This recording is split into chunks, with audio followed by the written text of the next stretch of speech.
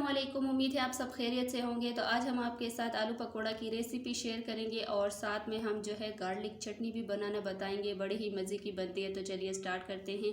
यहाँ पर मैंने 1 कप बेसन लिया है जिसको हमने छान लिया है और साथ में हमने इसके अंदर स्पाइसेस डालने हैं। तो स्पाइसेस में हमारे पास हैं 1 चम्मच खुश्क कुटा हुआ धनिया, आधा चम्मच हल्दी पाउडर, 1 चम्मच कुटी हुई लाल मिर्चें, आधा चम्मच सफ़ेद ज़ीरा और आधा चम्मच हमारे पास है काली मिर्चों का पाउडर। तो ये सारे स्पाइसेस हम बेसन के अंदर डालेंगे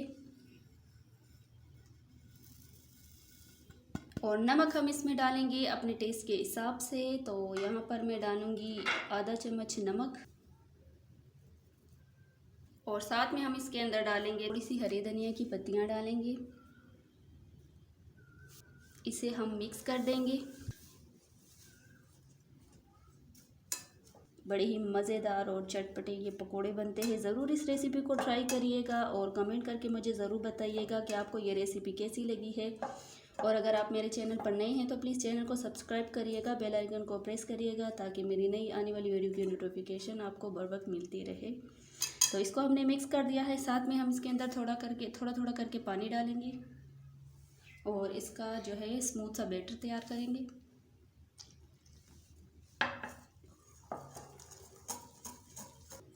तो बैटर को हमने अच्छी तरह से मिक्स कर लिया है और अब हम इसमें डालेंगे 1 चुटकी फूड कलर, येलो कलर डालेंगे। बड़ा ही खूबसूरत कलर आएगा इससे।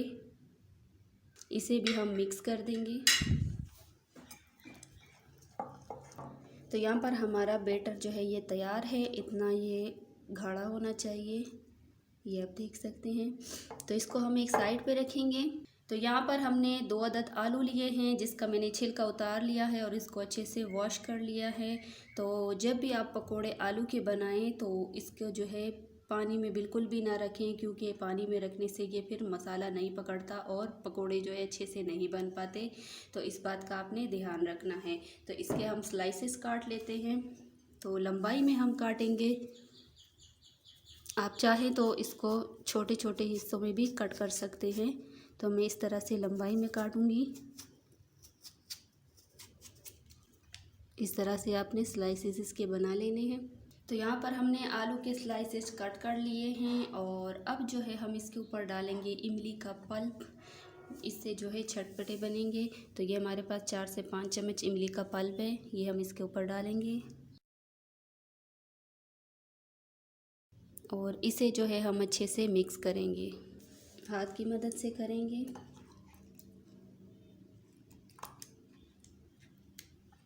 तो इसे भी जो है हमने अच्छे से मिक्स कर लिया है और इसको भी हम एक साइड पे रखेंगे। तो यहाँ पर मैंने कढ़ाई चूल्हे पे रख दी है और इसके अंदर मैंने हस्बे ज़रूरत घी डाल दिया है। तो घी हम गरम होने देंगे। तो यहाँ पर हमारा घी गरम हो चुका है। अब हम एक एक आलू का स्लाइस लेंगे और बैटर में डिप करेंगे इस तरीके से और इसे हम घी में डालेंगे।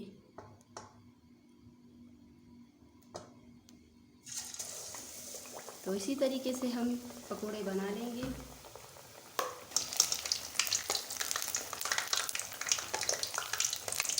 तो यहाँ पर हमारे पकोड़े फ्राई हो गए हैं, इन्हें हम निकाल लेते हैं।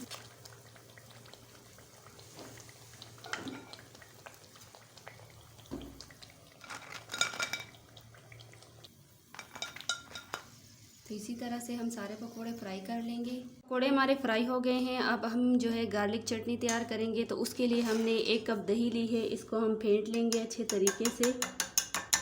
इसके अंदर हम अपने टेस्ट के हिसाब से नमक डालेंगे। साथ में इसके अंदर हम डालेंगे 2 चुटकी सफ़ेद ज़ीरा और हम 1 चम्मच हम इसके अंदर चॉप किया हुआ गार्लिक डालेंगे और थोड़ा सा हम हरा धनिया डालेंगे। इसे हम मिक्स कर देंगे और हमारी मज़ेदार सी गार्लिक चटनी तैयार है। इसे हम पकोड़ों के साथ सर्व कर लेंगे। तो हमारे आज के मज़ेदार से आलू के पकोड़े और गार्लिक की चटनी तैयार हैं। आपको ये रेसिपी कैसी लगी मुझे कमेंट करके ज़रूर बताएं। वीडियो को लाइक और शेयर कीजिएगा। तो चलिए अब मैं आपसे इजाज़त चाहूँगी। अपना ढेर सारा ख्याल रखिएगा, दुआओं में मुझे याद रखिएगा। अल्लाह हाफिज़।